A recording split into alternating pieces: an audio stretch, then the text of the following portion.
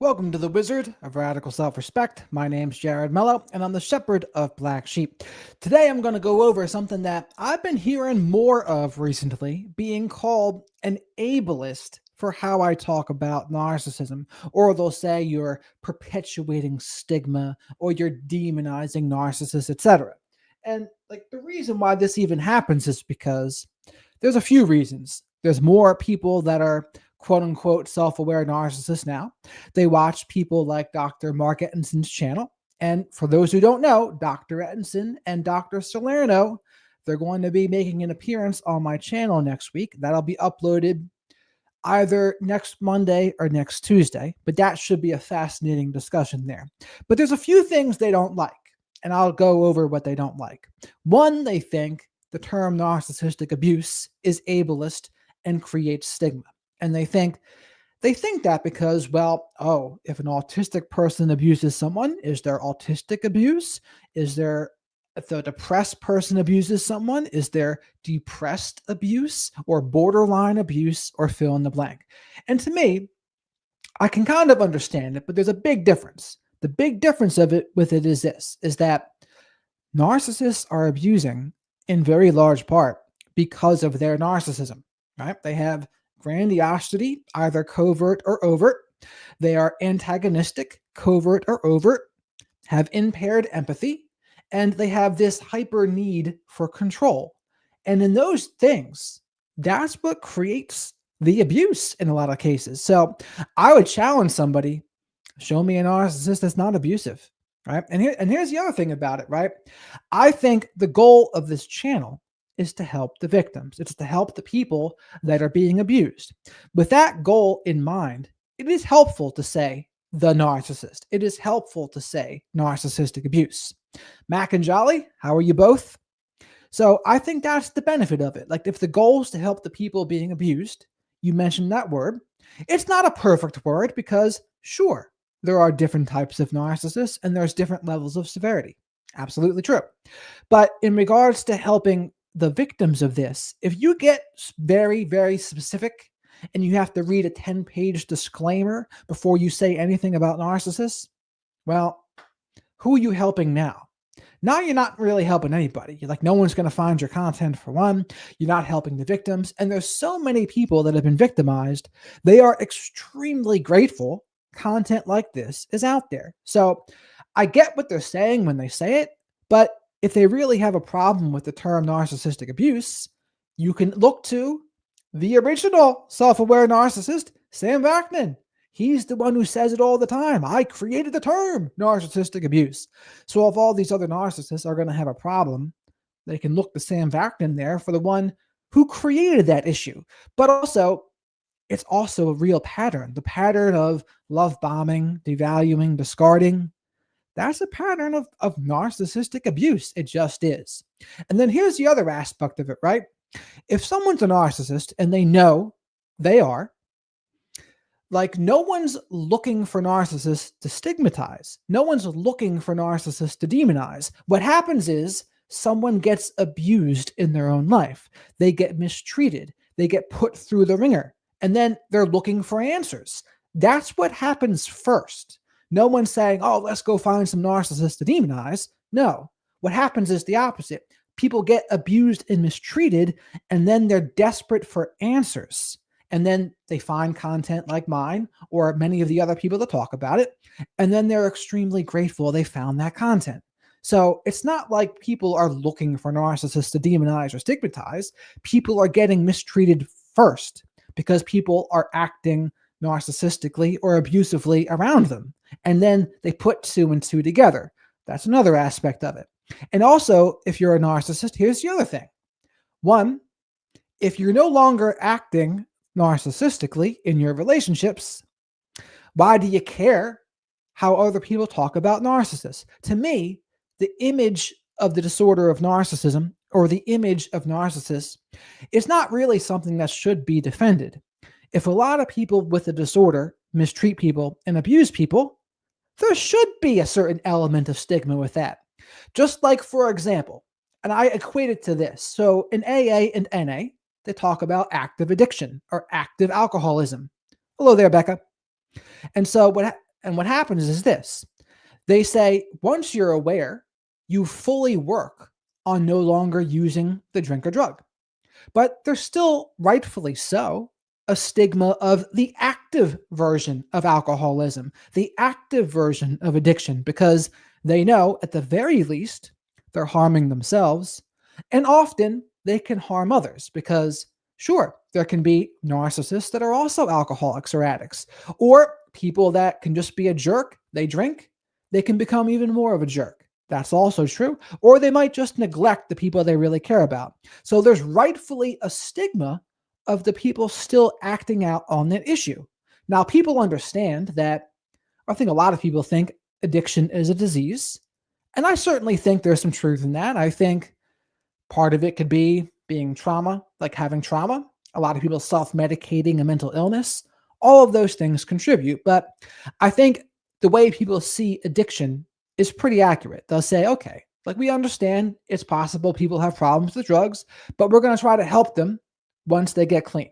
Like once we're going to help them try to get clean.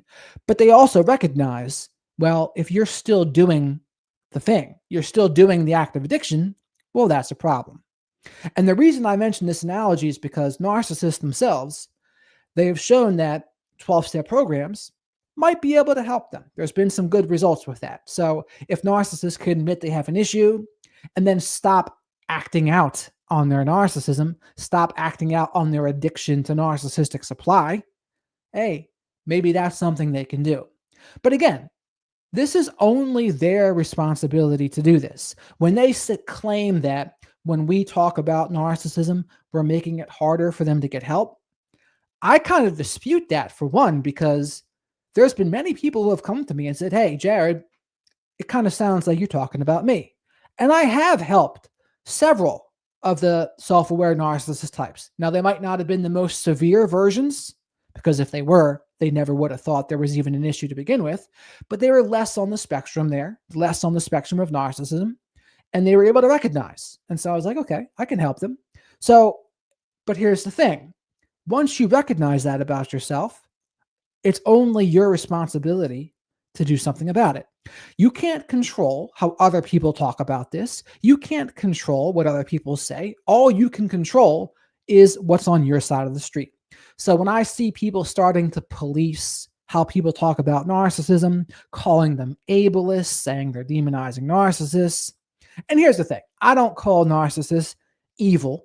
Now, granted, there can be some that may do evil things, but ultimately, I don't call them evil across the board or demonic across the board. But that's the other side of it, right? If you have that issue, it's up to you to do something about it. We all are responsible for our own recovery, whatever that is. Bottom line, there is no if, and, or buts about that. So I think the people that really get caught up on the stigma of it and pointing out the people that say stuff like that, they're kind of missing the point. It's kind of a little bit tone deaf, and they're using it as a way to kind of shift the blame a little bit. They're trying to avoid accountability and responsibility by acting like how other people are talking about it is the problem, as opposed to just working on their behaviors. And again, to be very clear, most narcissists are not even admitting they have a problem. And if somebody doesn't admit they have a problem, they're never even going to start the process of getting better, period. And then once they admit it, they have to stay in the recovery process, just like an addict would. Just because you admit you're an addict, well, if you don't continue to do the footwork to improve yourself, you're going to backslide. And there's ways to keep on the straight and narrow. But blaming others and how they talk about things, that's not really on the straight and narrow, I would say. It's more like finding a way to focus on something else other than yourself. Because again, if you are even a less severe narcissistic person, right? If you're no longer acting narcissistically, what do you have to worry about at this point?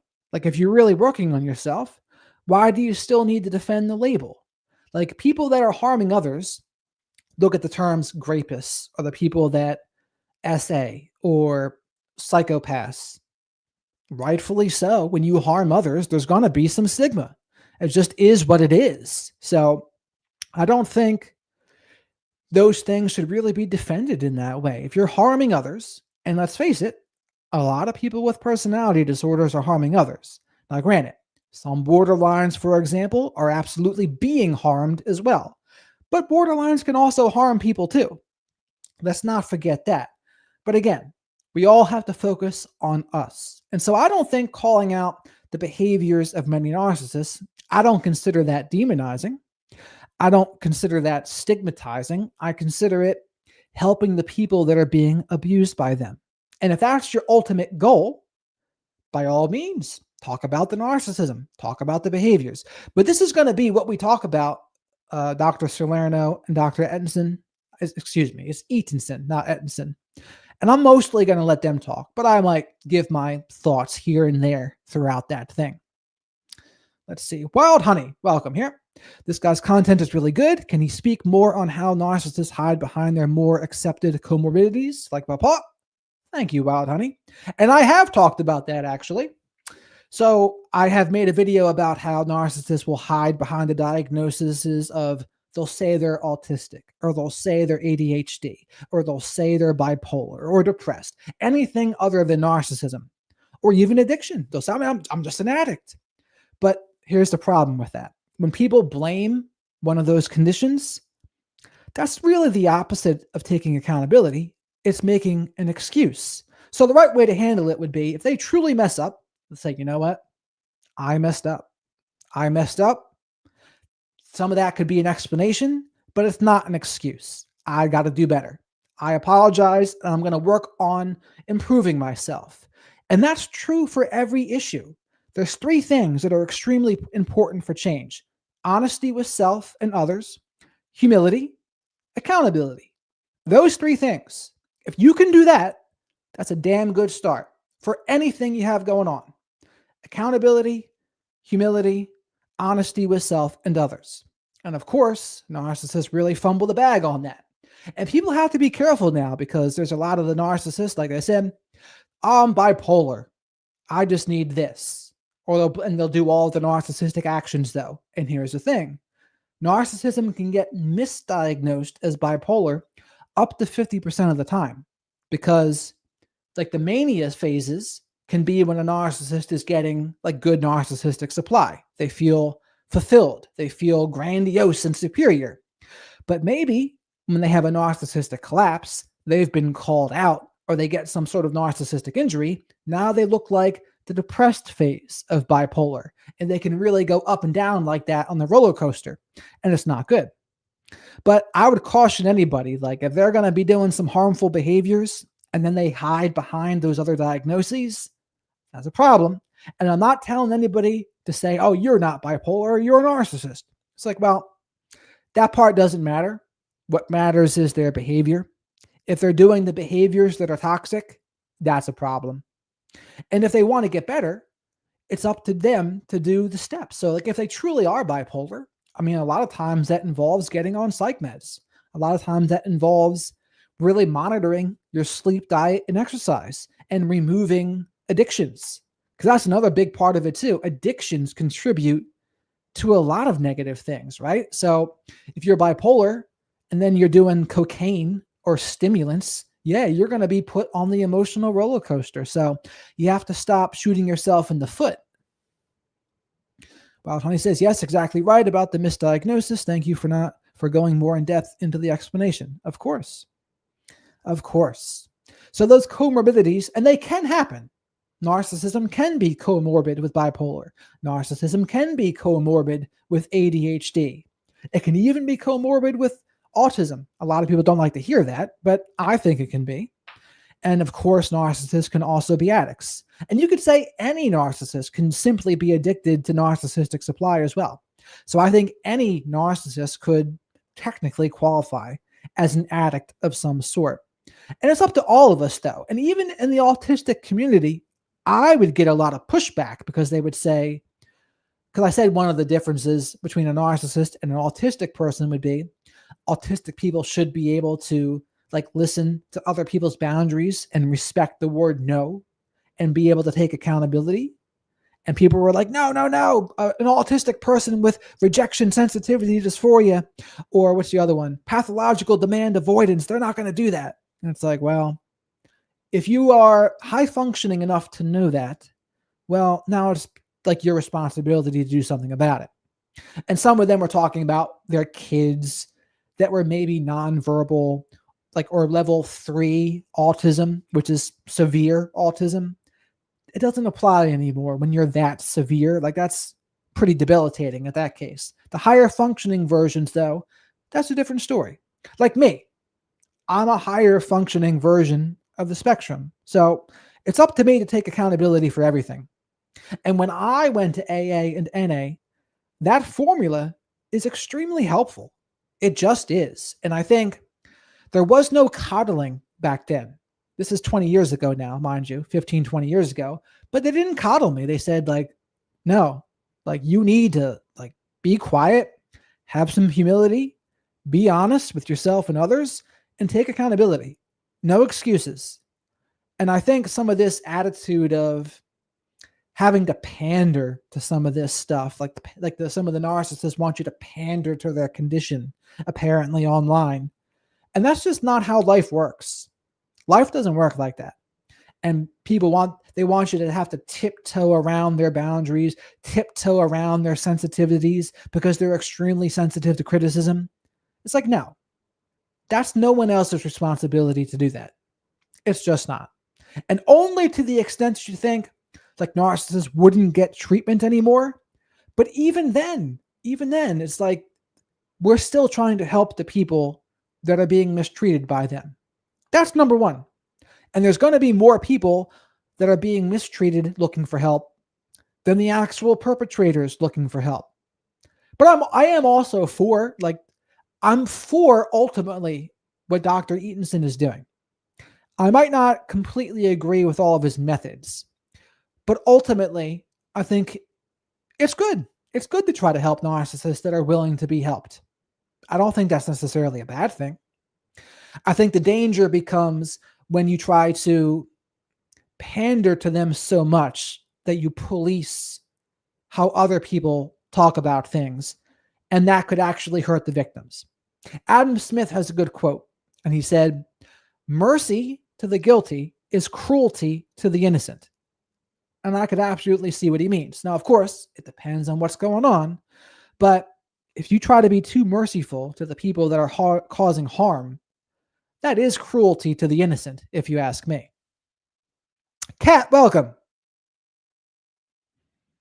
Why is there so much apathy and lack of education on understanding narcissism? Well, Wild Honey, I think before they used to be just be called assholes, really. So that's a part of why people didn't talk about it before. I think there's less apathy now than there's ever been. And I think and maybe it's just because I'm in this space. So, like, what I see is going to be different than what other people see. Other people might not see it because they're not in the space. But I'm neck first in this space. I'm up to my head in this space. And that's all I see. So sometimes I don't know what the average person thinks about it. I don't know how much apathy they have at this point. And Wild Honey also says, is everyone on the spectrum of narcissism? I don't think so. I don't think so. Now, some people would disagree with me on that. But I think it's just like how I don't think everyone has narcissistic traits. The way I say it is anyone can do toxic behaviors. They can be selfish. They might have like a lack of emotional self-control at times. But my definition of a narcissistic trait is what makes the narcissistic operating system, or even the 5 of 9 in the DSM. Although the DSM, I don't really like how they diagnose NPD. I am more a fan of the narcissistic operating system. What's the narcissistic operating system? That's when you have the GAE, as I called it, GAE, grandiose. They have grandiosity, whether it's overt or covert. They have antagonism, covert or overt, impaired empathy. And then they have those feelings of, and the grandiosity goes into their power, their feelings of superiority. And that's also where that control element comes in from too. That's the narcissistic operating system, in my opinion. And by that definition, I don't think everyone has that. I just don't. I think there are some people that have the complete opposite of that. They're massive, like doormats, for lack of a better word. Or some people are highly empathetic. I'm not the biggest fan of the word empath, but there are people that are highly empathetic, very sensitive. And I wouldn't say they have narcissistic traits either. But again, there's a lot of disagreement on this in this space. A lot of people disagree with me.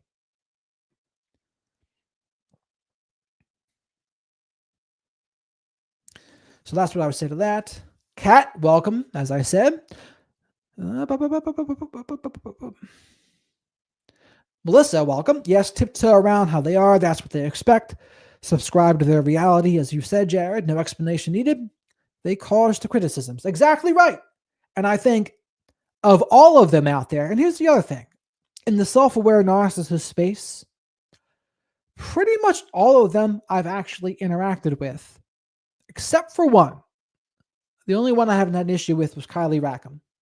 But everyone else, there's been an issue. And they've demonstrated why they're narcissists. So until that's not the case, I mean, it is what it is. We have to act accordingly when they're going to act like that.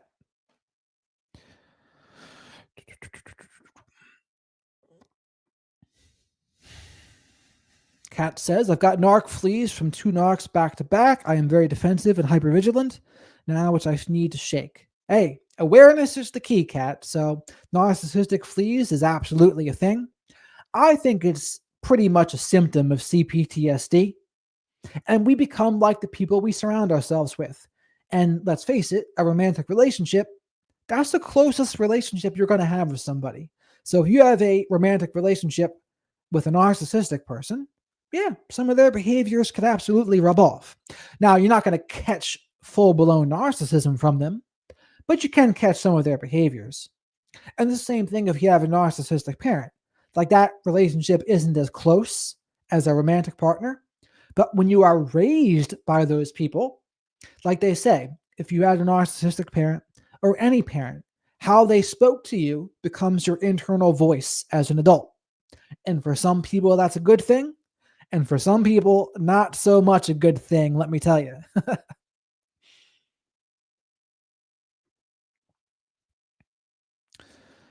Machiavellianism. So Tywin Lannister, he's a great example of Machiavellian. Isolate now, try to heal so I don't encounter another narc. Well, you have community here, Kat. I do think community can help. And that's how we begin to learn to trust ourselves again. We surround ourselves with people. And you start with friends because romantic relationships can be the most tricky.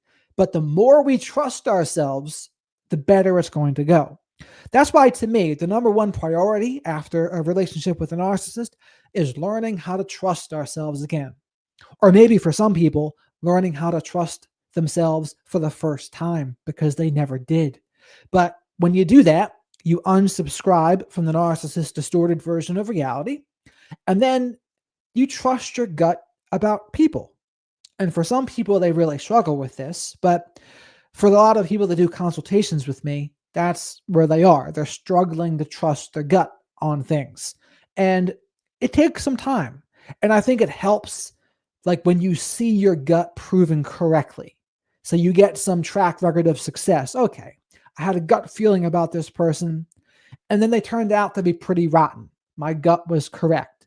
If you see that, that's a good sign. That's a good sign. Okay, I'm building my trust with myself. And when you do that, you'll trust yourself to make good decisions when the time comes, and you'll trust yourself to leave if you see enough red flags, or one red flag even, if the red flag's bad enough, right?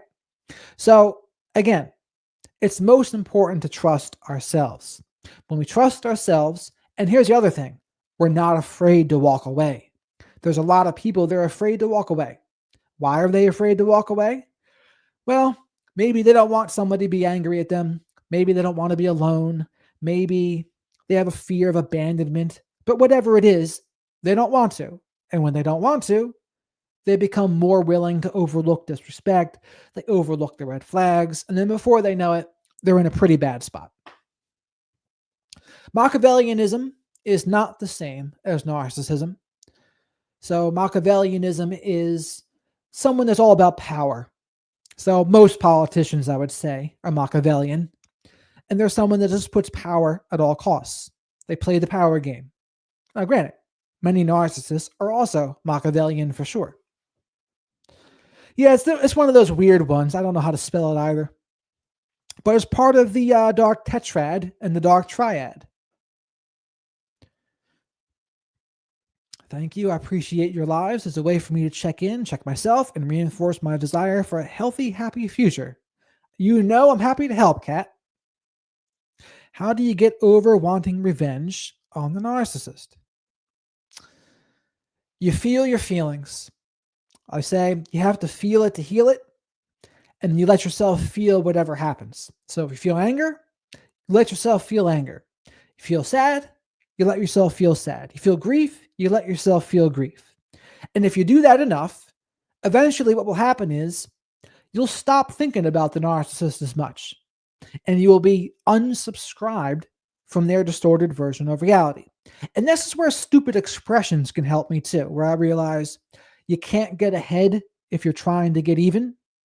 And granted, there can be times when justice is needed, depending on the situation. But if you just want revenge, it's like, well, you're trying to get even. You are not going to get ahead in your own life.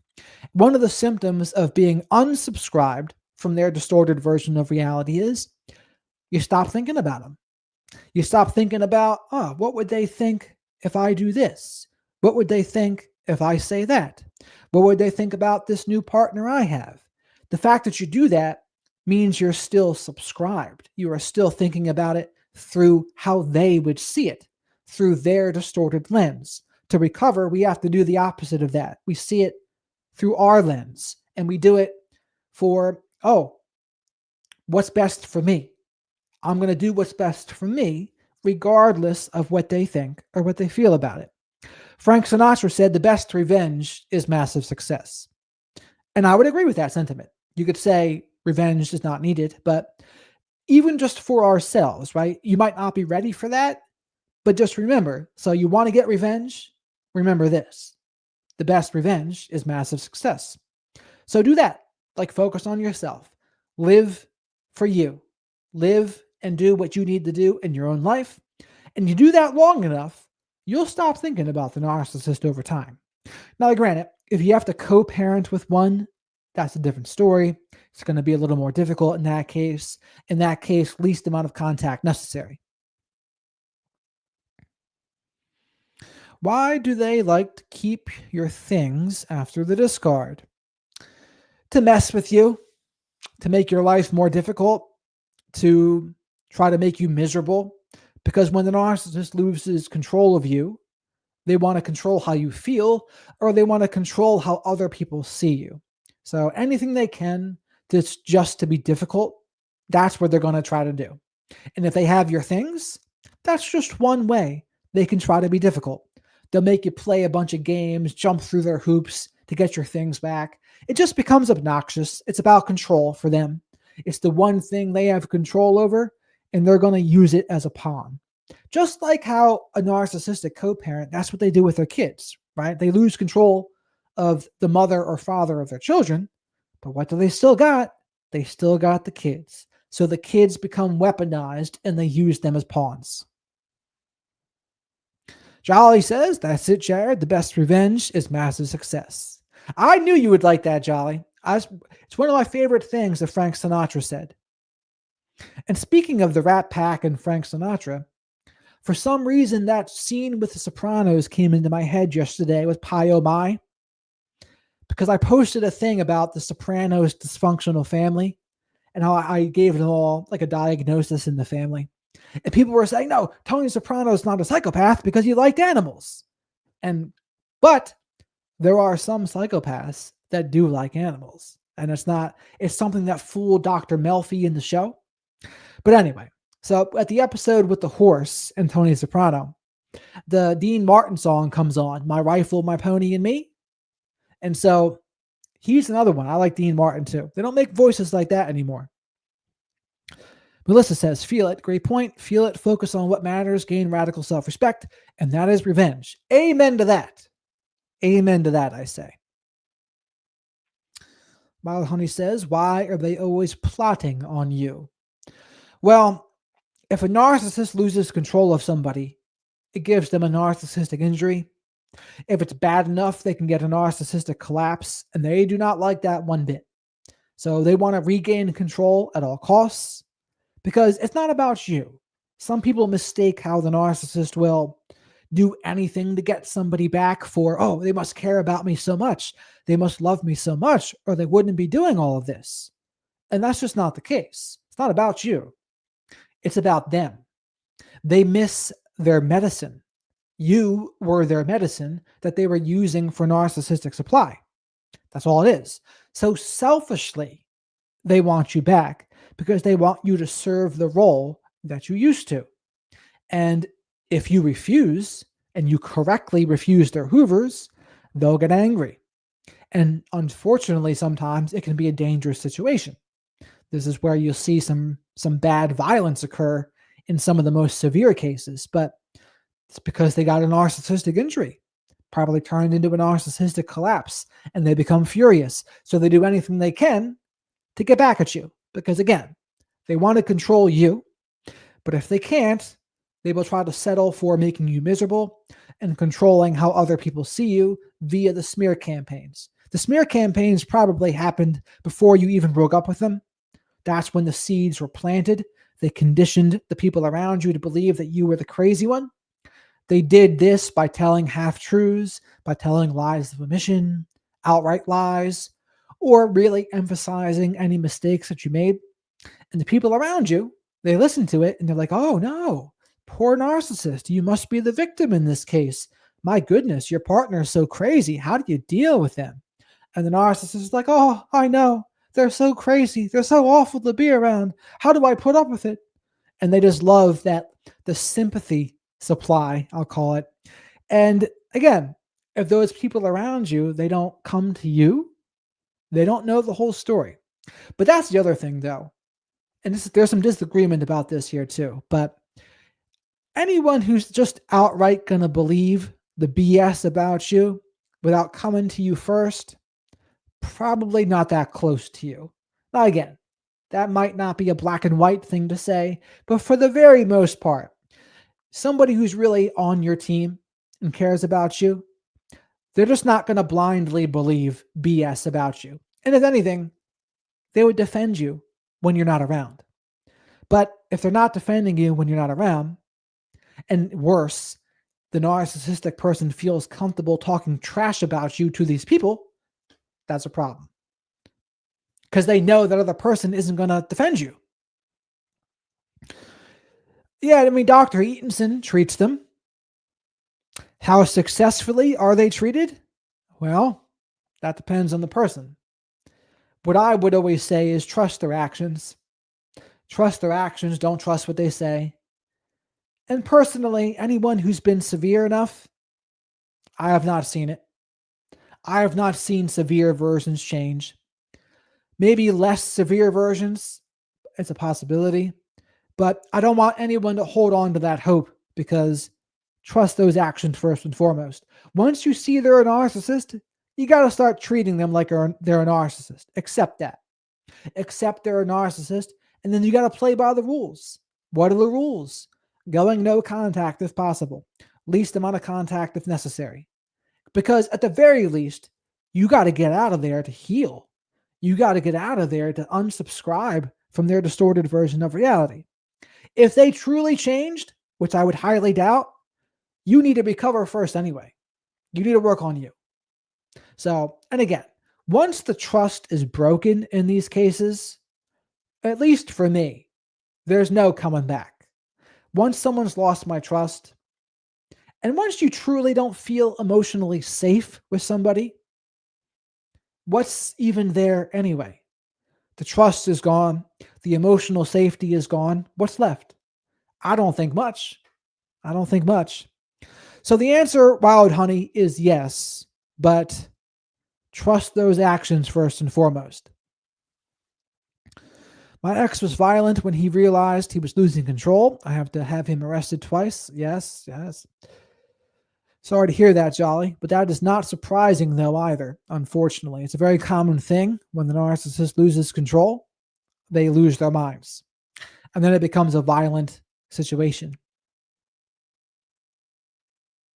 Who is the perfect partner to a narcissist?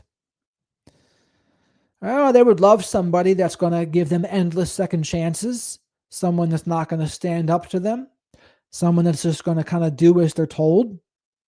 And depending on the narcissist, though, some men will play the male lion routine. That's when the guy's unsuccessful. Maybe he's struggling with an addiction, and they latch on to this very successful woman. And the things that the woman has, now all of a sudden, he's going to act like what is hers is now his. Maybe the woman lets the guy borrow her car, and he's out in this fancy car. And then the guy's going to start acting like, oh, this is my car. When in reality, it's the woman's car. So he likes the status and the image that the successful woman can help him project onto the world. I call that the male lion routine. Accept that they're a narcissist. Good advice. It's one of the things that's hardest for them to do, Night Sky. I've seen, and this is the other reason why too much talk about, oh, you shouldn't be stigmatizing narcissists. That's like the exact opposite of what the victims need to hear. Because if anything, the victims are hearing, or what they say to themselves is, oh, they give endless second chances already. They have explanations for why they don't go. I call it deering. When they start to defend, excuse, explain, rationalize the narcissistic person's behavior, or they'll think, oh, one of my exes improved after it ended. Maybe this person can too. Or they have these reasons why they stay, but they're giving them too much credit in that case. And if anything, they truly need to see the narcissist is a narcissist, accept that, accept they're going to be antagonistic, accept they're going to twist and distort what you say, accept they're not going to take responsibility or accountability. They'll continue to lie. They'll continue to twist and distort anything. They'll use Darvo. That's what you have to accept. But so many people get caught up trying to jade, justify, argue, defend, or explain. And then it goes into that endless circular conversation that goes nowhere. So truly accepting that is key. Yay, Ellie, welcome. I haven't been here for a little while. But I'll be doing more lives this week. I was and sometimes I go through some days, I guess, where I'm just kind of tired. And like I have to be like feeling up to snuff to go live because it doesn't feel like it, but it doesn't seem like it to you all probably, but it takes energy. Like you have to be in a good mental place to speak to the camera and talk to yourself or everyone here. It can take a little bit. And if I'm not like feeling it, it's like hard. And there's maybe one of those things where it can blow up in your mind. And this is where mindset tricks would be key, where I could say, you know what, if I had a set plan, okay, every Monday, Wednesday, Friday, I'm going to go live no matter what. I could do that. Like I could do that and I can trust myself to do that. The thing is, I haven't done it. Like, and I think part of the reason I haven't done it is I think I like having the leeway to maybe not do it, which is maybe not good. Maybe it's not good. But I also trust myself to do 2 YouTube shorts every day. I trust myself to do the posts. I trust myself to do the posts throughout the other platforms. And I can do it. And I have done it. I have done it for a while now. Why do narcissists drag out divorce? Again, just to be difficult. Just to be difficult. And it's the last way they can try to control you. They can control you and try to make you miserable and just be difficult and try to rob you of your peace, try to rob you of your joy. Yeah, and they don't like losing control. Like a divorce is ultimately losing control, and they don't want to lose control.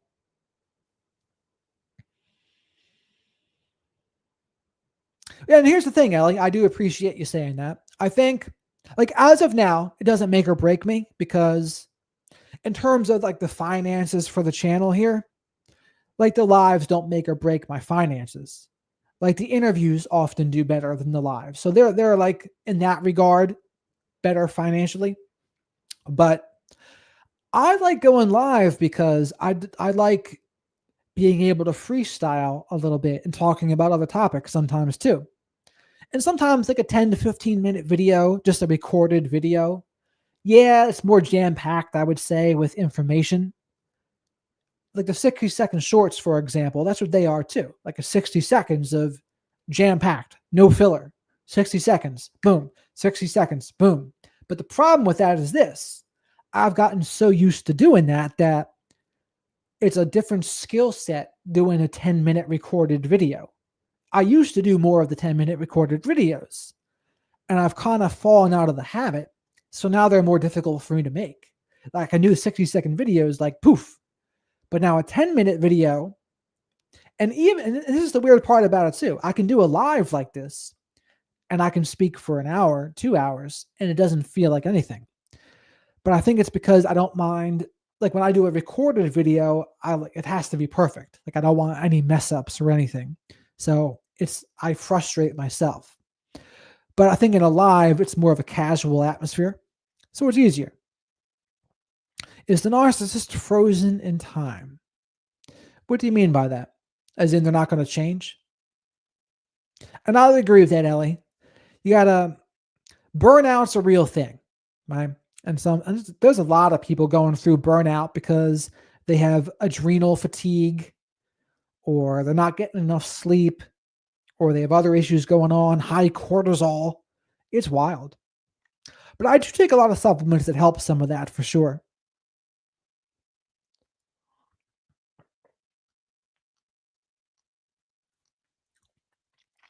Well, that's the thing. Dr. Salerno and we've talked about that too. It's not necessarily arrested development. It's more like in the neuroimaging, they have deficiencies in part of the brain responsible for empathy. I forget the parts of the brain, but I think they say it's less gray matter. So you see narcissists at the higher ends of society, and Dr. Salerno would say that's not necessarily arrested development if they're able to function at a high level in all of these other areas of society. Now, it can, like their maturity level can seem like that of an emotional 4-year-old. I think that's true too. But they can also do what they do very intentionally. So I say more as an emotional 4-year-old just so that people can try to disempower them in their brains. But that doesn't mean they're any less dangerous. They can still be dangerous. The emotional 4-year-old thing is really just to try to disempower them for your own peace so they can't hurt you as much unnecessarily. But again, they still might try. They still might try to hurt you. Thank you, Jolly. Like I said, the shorts are a good skill set. But I need to be doing more interviews too. But sometimes interviews are hard to schedule, believe it or not, because people can flake, people say no, people are busy. It's a lot. What are some signs of a manipulator? Well, the twisting and distorting of what somebody says, boundary pushing, someone who's going to try to like test your boundaries, someone that has big emotional reactions and punishments, someone that has gives you the silent treatment or stone walls. What else? They maybe try to guilt trip you or be passive aggressive. Maybe they will try to bait or provoke you into an emotional reaction. Those are the things to look for. Maybe one video I'll do a breakdown of all the manipulation tactics out there. Because here you see it. If you want to see some manipulation tactics in action, go listen to any politician talk. Go listen to any politician talk, especially in a tough interview, which again, not all of them do tough interviews, but if they do, then you'll see the tactics. Then you'll see Darvo. Then you'll see accusations as confessions. Then you'll see word salad. Then you'll see them deflect. Then you'll see them move the goalposts. Then you'll see them talk about anything else other than what was asked. All of those things are the signs of manipulation.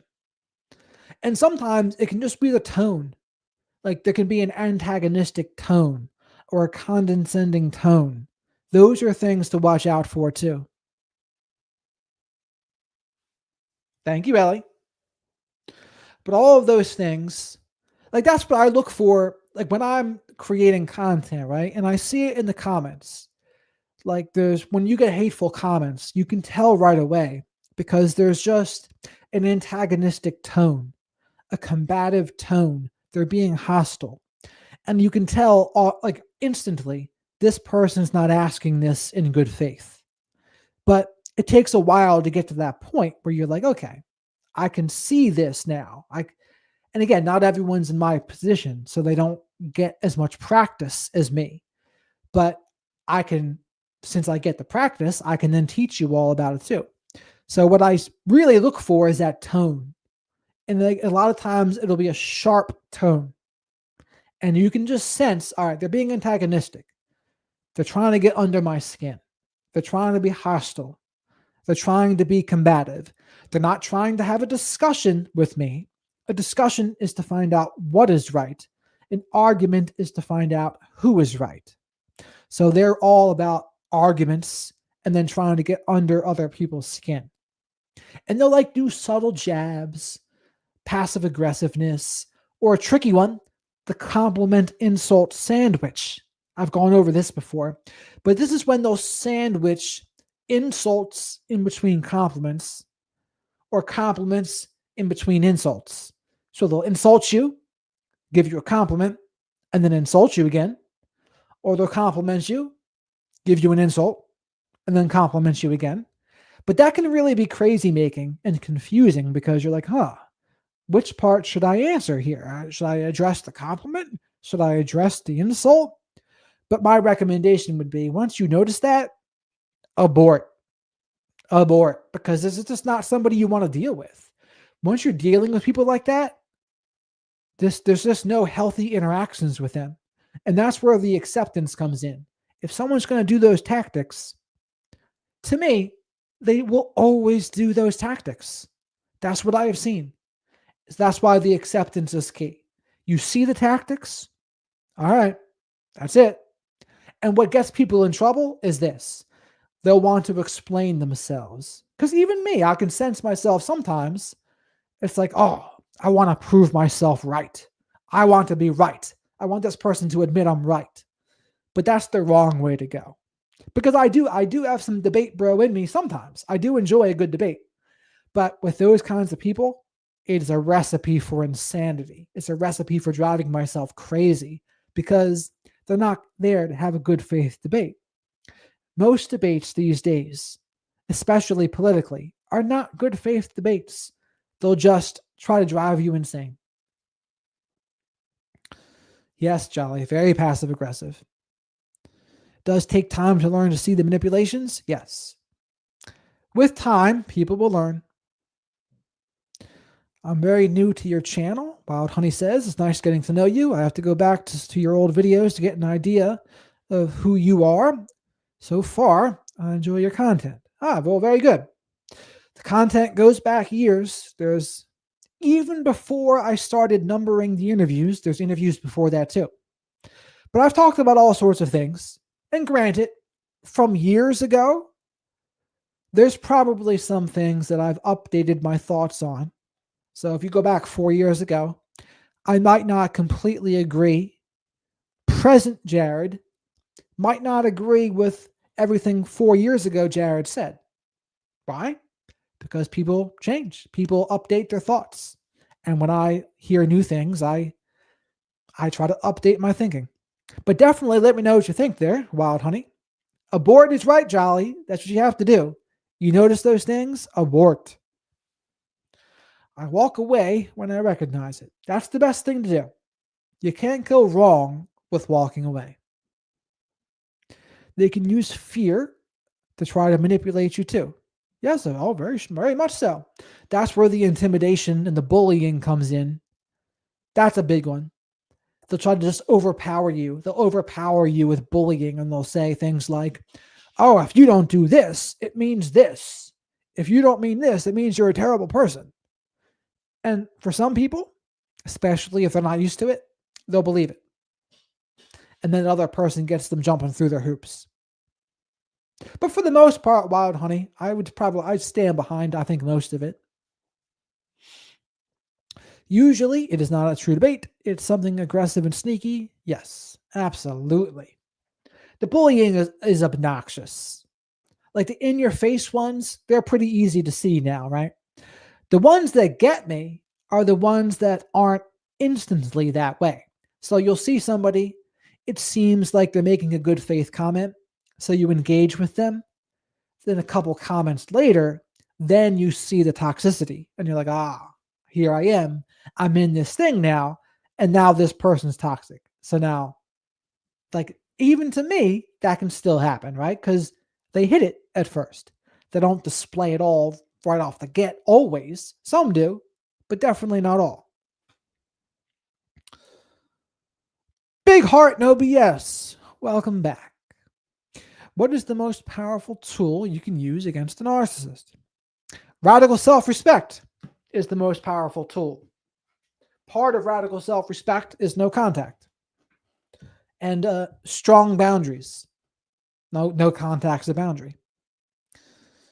We're not demonizing them. We're just talking about what they do, and talking about what they do sounds like demonizing. They need to do some self-reflection then. Aha! Exactly right, Big Heart. And again, like I would say, if you're not acting narcissistically, no one's going to know you're a narcissist. Like the only reason they would care is because they're doing those narcissistic behaviors. And then what? Are you trying to get people to overlook it, or to give you second chances, or to make excuses for it? Like, because what else is it? Now, like, if that's how you are, do your best to not be like that. It's the same thing if you were an addict. Like, oh, I'm going to rant and rave about the stigma of addiction. Well, hey, just stop drinking or using. That's the best way to handle the stigma. Stop.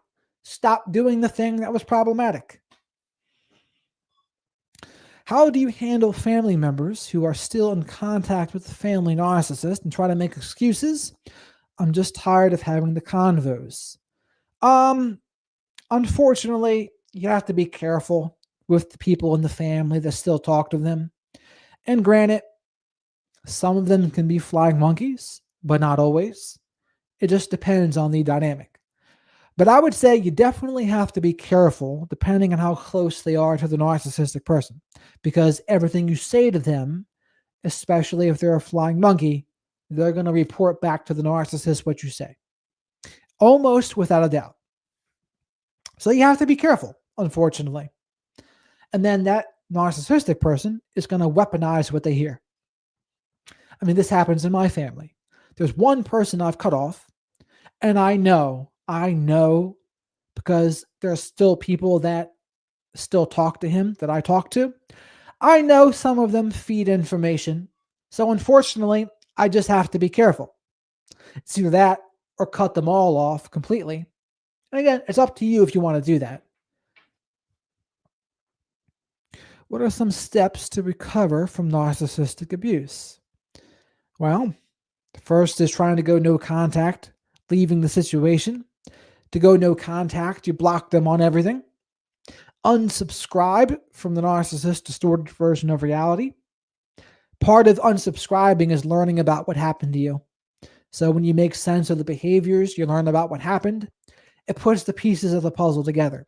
And then for me, it was like a sixth sense moment, because then all of the pieces of the puzzle clicked. And I was like, oh, okay, I get it now.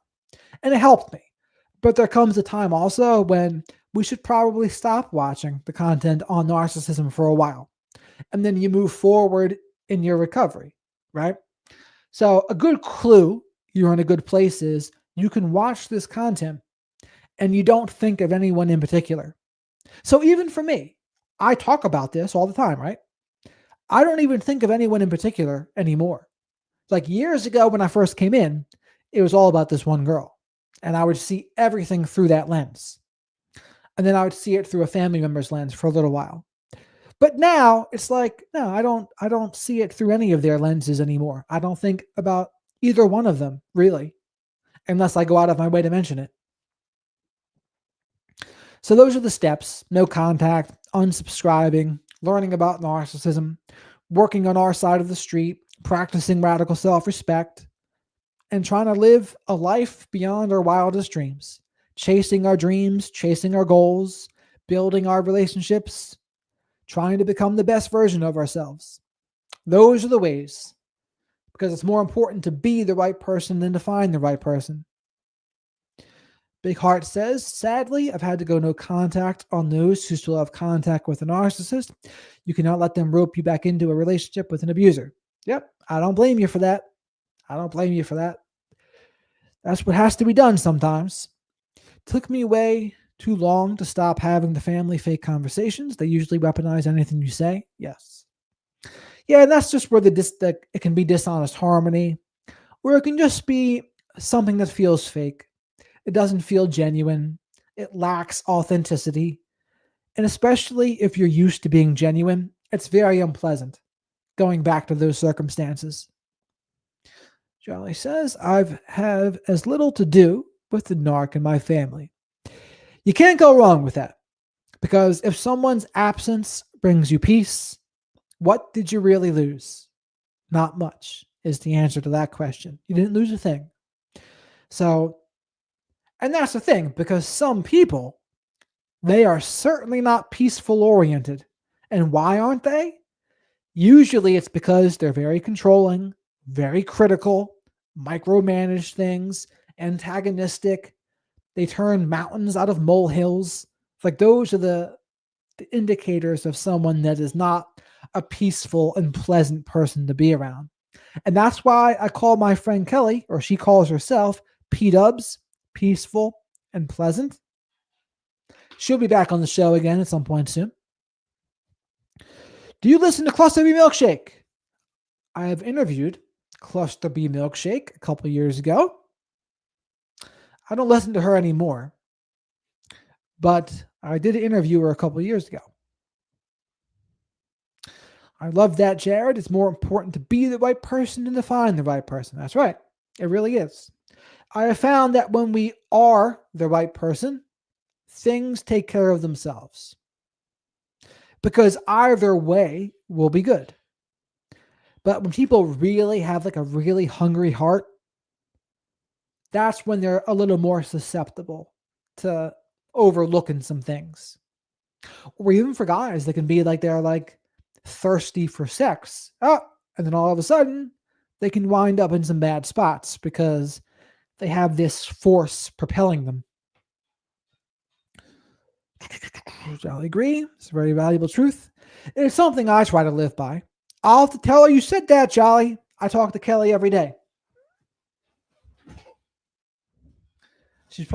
I talk to her more than I talk to anyone, honestly. And if I wanted her to, she'd probably come on here once a week.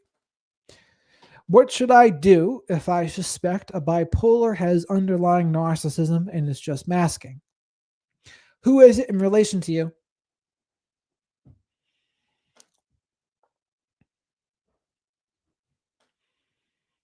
Because part of it would be who it is in relation to you, but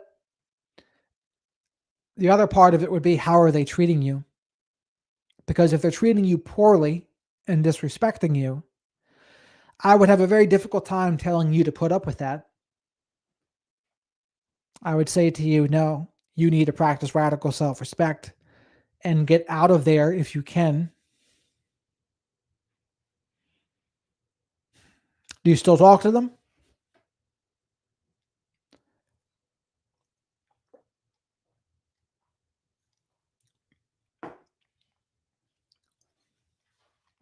Well, I mean, in either way, whether you talk to them or not, if you suspect they have narcissism and the bipolar was a mask or their excuse, not much good's going to come out of that. There's no need for that anymore. Because here's the thing. Like, there's people out there that I know, like, once I see that bad side of them, you ignore that at your own risk. That's what I would say. Their channel? Well, here's the thing about that. The thing about that is there's absolutely some people that create content, even in this narcissistic abuse space, but also bipolar, borderline, autism, ADHD space.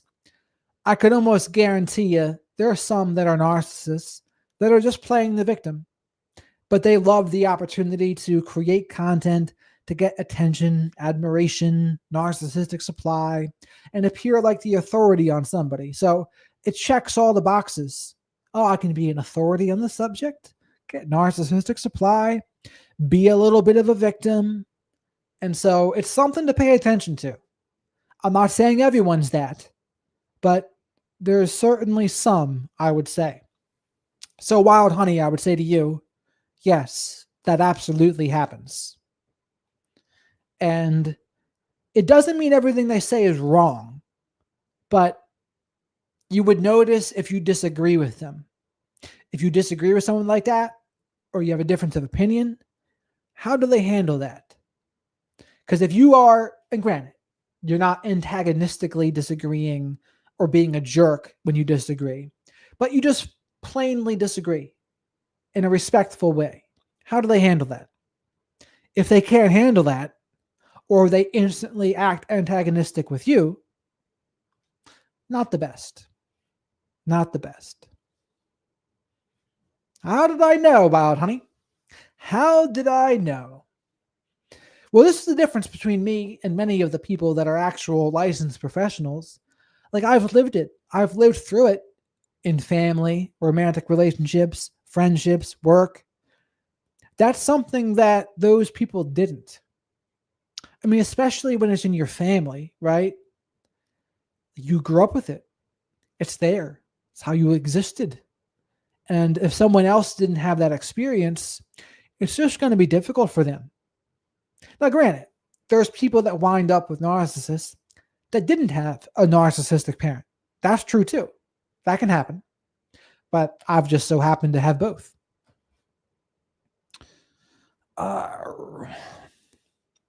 I left that channel a long time ago.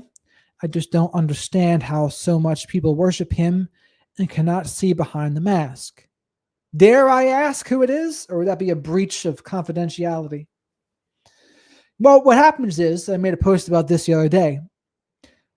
No matter the narcissist, there can be a group of people that are going to defend their worst behavior.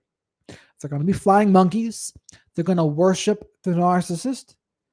And it can really be crazy making, because if you disagree with them, not only will the narcissist attack you, the flying monkeys will attack you too. And it's a bit like a cult. And speaking of cults, I'm going to be a guest on Mark Vicente's show next week.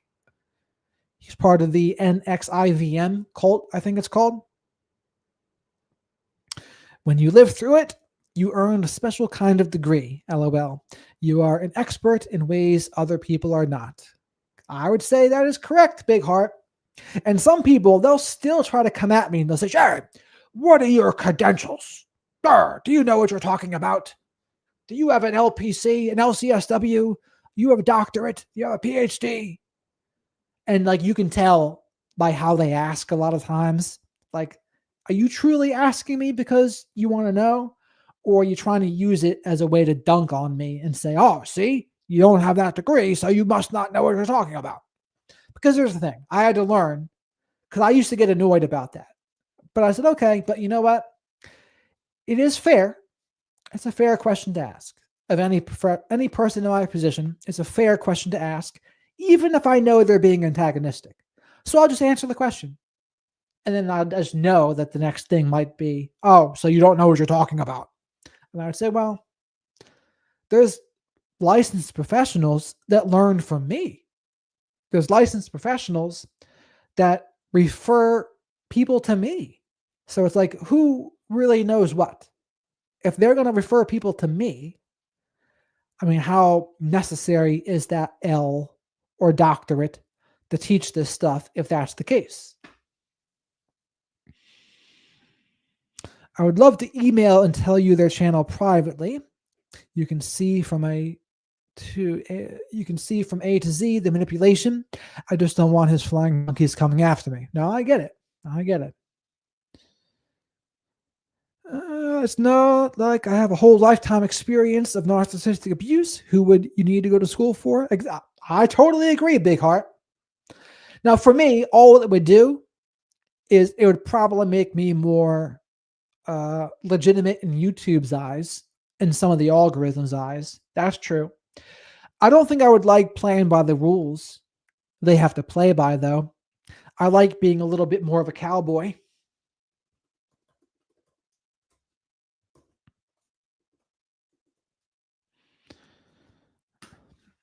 So Kat says, I've outed Richard Grannon and Ross Rosenberg years ago. Well, you're not the first person I've heard say that, Kat.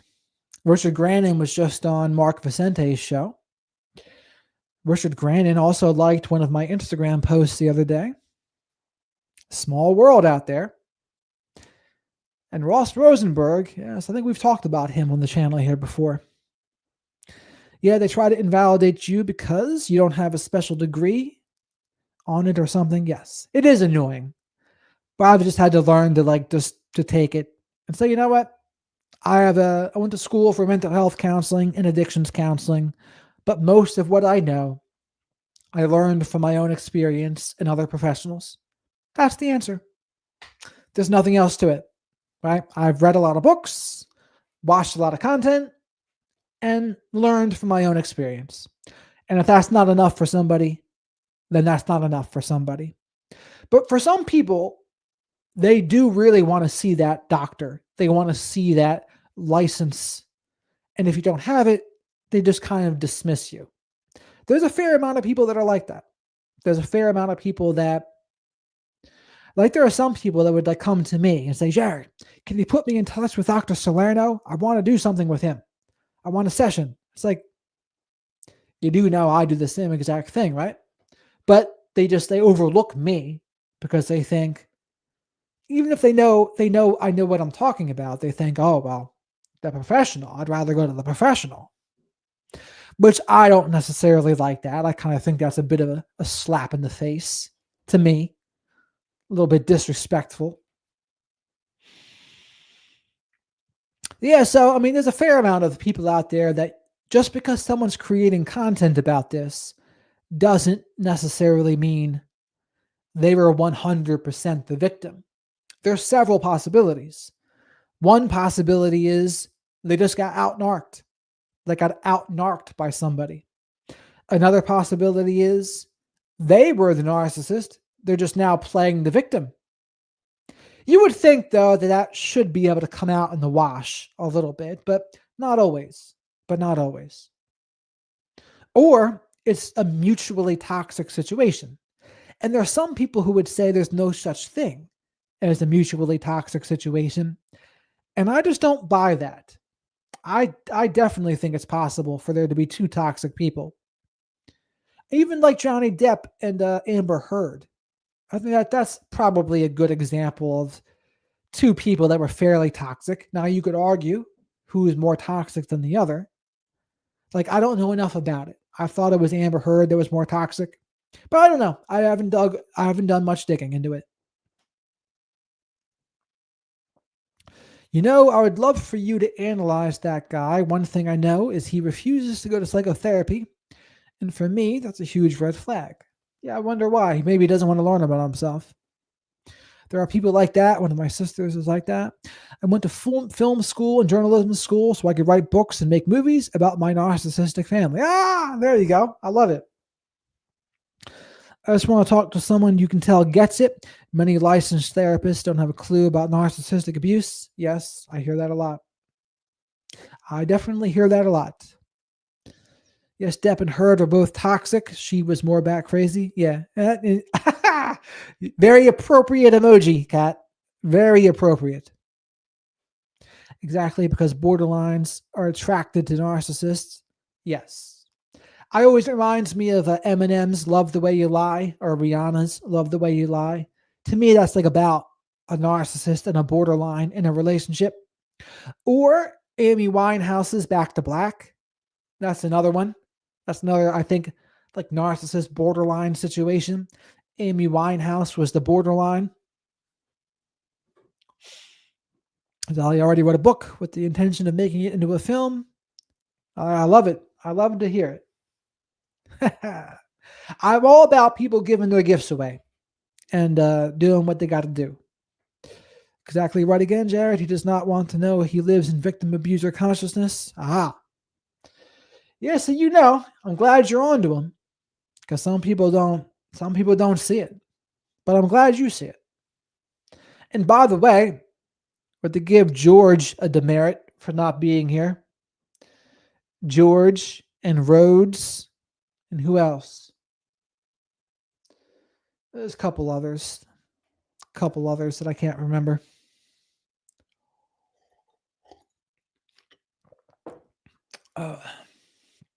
Who else?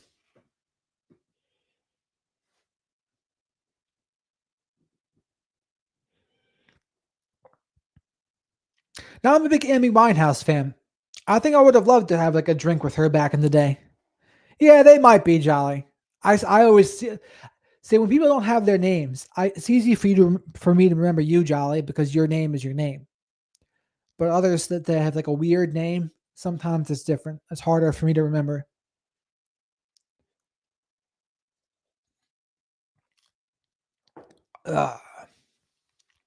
Thank you for those two great songs. I'm going to use them for a short on narcissism. There you go. I was going to do it. Yes, you did, Kat. I only knew that was you because people were calling you Kat, so it didn't update it that last stream that I did, so they could still tell you were Kat. And so I was like, oh, okay. Lady from the mountains is Kat. Lady from them mountains is Kat. Our things across the pond over there. I thought about you because I heard there was some sort of knife attack over there. When she goes back to black, to me that means depression. Or like as a borderline, like to the dark, into the dark phase of borderline, I would say. My ex has favorite one of my songs on my page, so he knows my freaking YouTube channel. I changed my name, but it didn't help. Okay. Yeah, I heard about it because I have a client that's also in England. I was thinking about them too. Because that's the thing. England doesn't have gun attacks. They have knife attacks or vehicle attacks. Jolly is the name of my minivan. Matilda is going to be the name of my RV. I sold RVs for a brief minute, Jolly, but I like the origin story of your name. My name is Tracy. Oh, wow. It's good to meet you, Tracy. And as long as you know when I say Jolly, what we mean. Because I know Old Bear and Old Bear. How could I forget them? But I think one of them's also named Ellie. I think Old Bear, is she? One of them's also, or Rhodes is named Ellie, I think. Nope, I'm in New Jersey. This kind of attack isn't that common, though. I feel this fruitcake was copying the dude in America who recently stabbed the girl on the train over there. That does happen. Do they really? So that's a good nickname for you then, Jolly. It fits. Because that's the name of your minivan. There was a famous person, maybe Ellie knows them because they're kind of close to me. Pierre Robert. He was 93.3 WMMR's DJ for a while, from 10 to 2-ish. He had this hippie mobile, a VW Volkswagen. He just passed away. But yes, Kat, those kinds of copycat attacks, they're definitely a thing. Which is one of the reasons why people say it's not good to like talk about them. I do I? Maybe it's because I've been talking to too many British people for hours. Or my friend Kelly from Canada. She got the Canadian A. They're pretty cool. I mean, even RVs are pretty cool. They are so fancy now on the inside, it's out of control. They're nicer than some apartments. It's crazy. Did you know him, Ellie? Pierre Robert?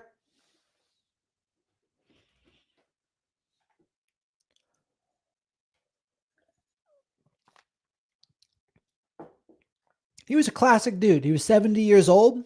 He's been for 44 years. He was a jock at 93.3 WMMR. Cool dude. So you know him. It's cool, Cap. I'm going to travel and live in my RV full time. I love it. I know. And then when I used to sell them, they would have signs in it that said, "No living in the RV because we need you to pay your property taxes." Yeah, I couldn't believe it. Like there was a Preston and Steve, they did a whole remembrance of him in his interviews. It's the end of an era. He's part of an old school era, man. And that era's gone. The big scary thing to me is this AI era. There's going to be an AI era now. And we're seeing it right now on YouTube. Like AI is everywhere. It's on Facebook, it's on YouTube, tickety talk, and it's going to change everything. And there's some music now that's out of control. How like realistic it sounds. There's not going to be new artists at some point.